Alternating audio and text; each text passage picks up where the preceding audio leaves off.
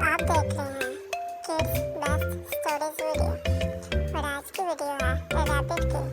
Rabbit जो कि जाता है फायर स्टेशन और वह वहां जाकर काम करता है और वो रस्सी को उठाता है और वो पाइप को उठाता है, मगर पाइप बहुत बड़ी होता है।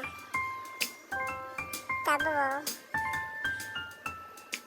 फायरमैन जैकेट को पहनता है, मगर वो उसे नहीं पहन सकता क्योंकि वो बहुत बड़ी होती है।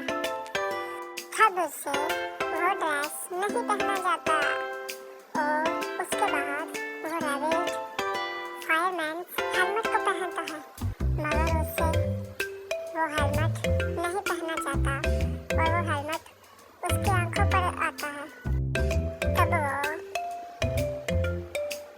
फायरमैन बूट्स को पहनता है, मगर वो बूट्स बहुत बड़ी होती हैं और वो उन बूटों को नहीं पहन सकता क्योंकि वो बहुत बड़ी होते हैं।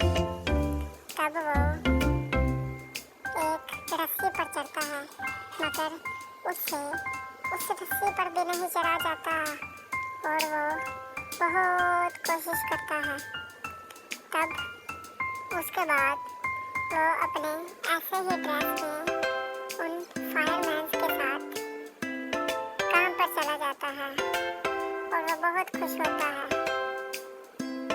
और उसके साथ बड़ा खरगोश भी होता है। तब वो उस हॉर्न को